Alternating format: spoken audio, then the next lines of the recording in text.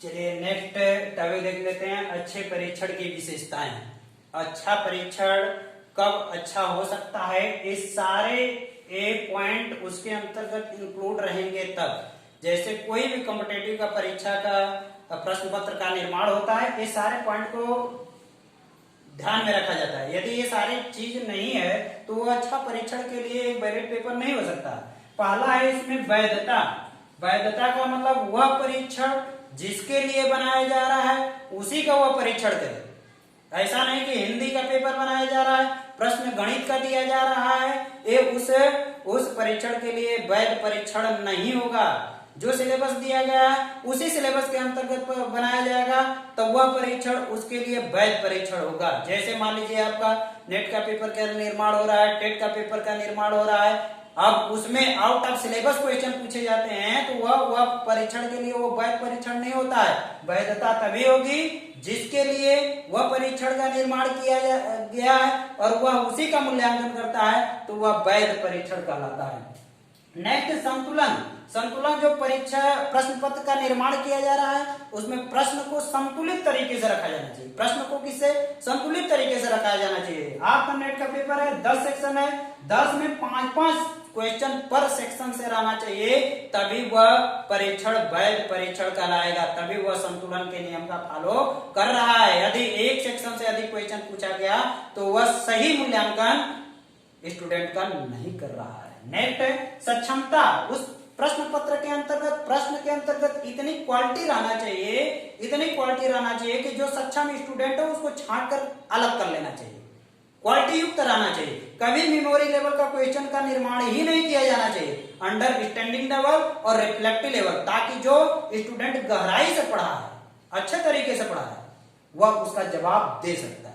जिसके अंतर्गत सोचने समझने की क्षमता रहेगी वह प्रश्न का निर्माण वह प्रश्न का जवाब दे सकता है। जैसे नेशनल टेस्टिंग एजेंसी, सीबीएसई, ये सारे जो पेपर का निर्माण कर रहे हैं उसका एक लेवल है, थिंकिंग लेवल का है, अंडरस्टैंडिंग लेवल का है, रिफ्लेक्टिव लेवल का है। इस तरह का क्वेश्चन है जो कि स्टूडेंट कक्षा की परिस्थिति में परीक्षा हाल में सोच समझकर उसका जवाब देता है, मेमोरी लेवल का क्वेश्चन नहीं। इसी तरीके का ये सक्षम प्रश्न पत्र का निर्माण कर रहे हैं, सक्षम स्टूडेंट को चयन करने के लिए, जिसके अंतर्गत वह सारे अंडरस्टैंडिंग और रिफ्लेक्टिव लेवल का क्षमता हो। नेक्स्ट है वस्तुनिष्ठता। वस्तुनिष्ठता, जो पेपर का निर्माण किया जा रहा है वह वस्तुनिष्ठ तरीके से होना चाहिए। ऐसा ना हो कि एक ही प्रश्न का कई जो ऑप्शन दिया जा रहा है कई जवाब हो सकते हैं, ऐसा नहीं हो सकता। जो क्वेश्चन है उसका एक ही जवाब हो, वह वस्तुनिष्ठ प्रश्न होता है। वस्तुनिष्ठ, ये जो क्वेश्चन दिया जा रहा है उसका जवाब एक उस तरीके का। कठिनता 30 से 70% के बीच में कठिनाई स्तर रहना चाहिए पेपर का। कोई भी पेपर का निर्माण होता है, देखते हैं कुछ क्वेश्चन सरल रखे जाते हैं, कुछ क्वेश्चन कठिन रखे जाते हैं। जो 70% का कठिनाई स्तर है, 5 या 7 या 10 क्वेश्चन जो भी रहते हैं वही व्यक्ति का चयन करने के लिए रखा जाता है। सामान्य क्वेश्चन सारे स्टूडेंट करते हैं। सोच लीजिए 30 से 70% के बीच में कठिनाई स्तर रखा जाता है, क्योंकि कुछ क्वेश्चन सरल नहीं रखे जाएंगे तो विद्यार्थी उदासीन हो जाएगा परीक्षाओं की परिस्थिति में। इसलिए कठिन सरल क्वेश्चन रखा जाता है कि उस प्रश्न का सभी विद्यार्थी जवाब दे सकते हैं, उनके अंतर्गत एक उत्साह रहता है, पेपर करने का जुनून रहता है। और 70% का जो कठिनाई स्तर रहता है उसके बीच में उस स्तर का ही स्टूडेंट उसको कर पाता है, वही चयन करने में उसको सक्षम बनाता है। इसलिए यह कठिनता पेपर के अंतर्गत रखा जाता है, उसका कठिनाई स्तर 30 से 70% के बीच में रखी जाती है। नेक्स्ट है विभेदकता। विभेदकता मतलब क्वेश्चन के अंतर्गत विभेदीकरण करने की क्षमता रहनी चाहिए। इतना विभेदीकरण करने की क्षमता रहनी चाहिए कि जो योग्य स्टूडेंट है उसका हम चयन कर लें, योग्य स्टूडेंट उसका चयन कर लें। कोई नेट हो जाता है, कोई जेआरएफ हो जाता है, क्यों होता है? इसी क्वेश्चन के विभेदीकरण के कारण होता है। नेक्स्ट है विश्वसनीयता। विश्वसनीय परीक्षण होना चाहिए। विश्वसनीय परीक्षण नहीं है तो वह सही व्यक्ति का चयन नहीं कर पाएगा। जैसे आप कभी कभी सुनते हैं पेपर आउट हो गया, पेपर आउट हो गया मतलब अविश्वसनीय है, उसमें कोई स्टूडेंट क्वेश्चन मार्क लगा देगा कि ये पेपर आउट हो गया था, इसलिए योग्य अभ्यर्थियों का चयन नहीं हुआ। वो विश्वसनीय होना चाहिए। जो प्रश्न पूछा जा रहा है वो विश्वसनीय होना चाहिए, आउट ऑफ सिलेबस नहीं होना चाहिए, सिलेबस के अंतर्गत होना चाहिए, जितना डिस्ट्रीब्यूशन है क्वेश्चन का उतना के अकॉर्डिंग आना चाहिए, तब वह प्रश्न पत्र जो है विश्वसनीय प्रश्न पत्र होगा। नेक्स्ट है न्याययुक्तता, किसी व्यक्ति के साथ अन्याय नहीं होना चाहिए, वह न्याय युक्त प्रश्न पत्र का निर्माण किया जाना चाहिए, किसी को टारगेट करके प्रश्न पत्र का निर्माण नहीं किया जाना चाहिए। न्याय युक्तता का मतलब, अब 10 सेक्शन है तो आपका 5-5 क्वेश्चन डिवाइड किया गया है, तो 5-5 क्वेश्चन हर एक सेक्शन से पूछा जाना चाहिए, तब वह न्याय युक्त परीक्षण हुआ। यदि यह 50 क्वेश्चन है, 50 क्वेश्चन में टीचिंग एप्टीट्यूड से 10 क्वेश्चन पूछ दिया, डाटा इंटरप्रिटेशन से भी 15 क्वेश्चन पूछ दिया, तो वह न्याय युक्त परीक्षण नहीं हुआ। 10 सेक्शन है तो 10 सेक्शन से क्वेश्चन का निर्माण किया जाना चाहिए, तब वह परीक्षण उसके लिए न्याय युक्त परीक्षण होगा। नहीं तो जो व्यक्ति टीचिंग एप्टीट्यूड डाटा इंटरप्रिटेशन पढ़ा है वो तो 25 क्वेश्चन मान लिया जाएगा, केवल 2 ही सेक्शन पढ़कर वो 25 क्वेश्चन, जो 10 में से 8 सेक्शन है, दोनों को छोड़कर 8 सेक्शन पढ़ा है, उसके साथ न्याय नहीं हुआ। इसलिए 5-5 क्वेश्चन सारे सेक्शन से रखा जाना चाहिए, तो वह न्याय युक्त परीक्षण होगा, सारे स्टूडेंट के लिए होगा।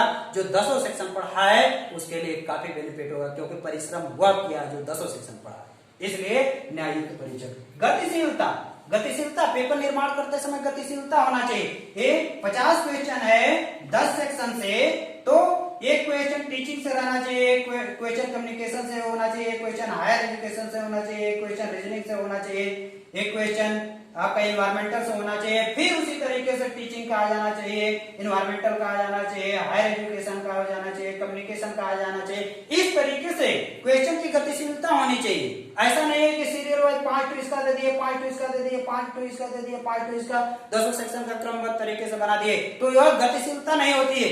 पेपर का निर्माण करते वक्त जो सेक्शन दिया गया सारे से गतिशीलता का फॉलो करिए, तो पेपर की कठिनाई स्तर अपने आप उच्च स्तर की हो जाती है। क्योंकि जब क्वेश्चन करते हैं, 5 क्वेश्चन है सीरियल से टीचिंग एप्टीट्यूड का, वो प्रोफाइल खुला दिमाग में, तो 5 क्वेश्चन करने के बाद वो टीचिंग एप्टीट्यूड का प्रोफाइल अपने आप बंद हो जाता है, दूसरा खुल जाता है। यदि एक क्वेश्चन यहाँ है, एक क्वेश्चन 5 क्वेश्चन के बाद, तो सारे सेक्शन 10 सेक्शन का सिलेबस आपके मेमोरी में रन करता रहेगा, और वह अंतिम तक परीक्षा जब तक समाप्त नहीं हो जाएगा तब तक वह रन करता रहेगा। नेक्स्ट है व्यवहारिकता। व्यवहारिकता, बिहेवियरल क्वेश्चन का निर्माण व्यवहारिक तरीके से होना चाहिए। जो दैनिक जीवन में हम कर रहे हैं उस पर प्रश्न का निर्माण किया जाना चाहिए, न कि सैद्धांतिक प्रश्न का निर्माण किया जाना चाहिए। एमटीए जितना भी बनाता है प्रश्न पत्र, वो सारे आपके व्यवहारिक प्रश्न रखे जाते हैं, जो कि आप सोचते हैं परीक्षा में प्रश्न करने के दौरान सोचते हैं कि अरे यार ये तो मैं कर रहा हूं, ये तो मेरे दैनिक जीवन में है, वो व्यवहारिक तरीके से है। इस तरीके का प्रश्न पत्र का निर्माण किया जाना चाहिए। जैसे कक्षा की परिस्थिति में एक शिक्षक है, बच्चों को पढ़ा रहा है, क्या वो उसके पारिवारिक पृष्ठभूमि उस बच्चों के ऊपर प्रभाव डाल सकता है? ये व्यवहारिक प्रश्न है। शिक्षक का पारिवारिक पृष्ठभूमि बच्चों के ऊपर कोई प्रभाव नहीं डालता है, लेकिन बच्चों का पारिवारिक पृष्ठभूमि बच्चों के ऊपर डालता है। शिक्षक का आर्थिक परिस्थिति जो है वह बच्चों के ऊपर कोई प्रभाव नहीं डालता, शिक्षण अधिगम प्रक्रिया के ऊपर प्रभाव नहीं डालता है, क्योंकि उसका उससे कोई ताल्लुकात ही नहीं है। बच्चों का आर्थिक जो इन्वायरमेंटल है वह आर्थिक इन्वायरमेंटल बच्चों के शिक्षण अधिगम प्रक्रिया पर प्रभाव डालता है, क्योंकि उसके पास पैसा नहीं रहता है तो नहीं पढ़ पाता है, पैसा रहता है तभी पढ़ पाता है। लेकिन शिक्षक का इकोनॉमिक स्टैंडर्ड जो है वह शिक्षण अधिगम प्रक्रिया पर प्रभावित नहीं होता। इस तरह का क्वेश्चन व्यवहारिकता में रखा जाता है। इसलिए एक अच्छे परीक्षण के अंतर्गत ये सारी विशेषताएं थी। यह विशेषताएं सब पेपर निर्माण करते समय फॉलो किया जाता है। इत्यादि एक आध दो क्वेश्चन इस पर आपसे सीधे सीधे पूछ लिए जाते हैं। निम्नलिखित में से अच्छे परीक्षण की विशेषताएं नहीं है, आपके पेपर में बैक पेपर में पूछा गया है। अच्छे परीक्षण की विशेषताएं नहीं है। अब 3 ऑप्शन इसमें से दे दिए आप, एक ऑप्शन कहीं बाहर से दे दिया। जैसे एक अच्छे परीक्षण की विशेषताएं नहीं है, मान लीजिए यही एक प्रश्न का निर्माण कर दिया गया, अच्छे परीक्षण की विशेषताएं नहीं है।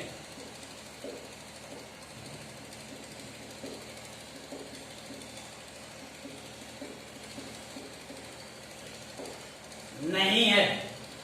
पहला वैधता, दूसरा विश्वसनीयता,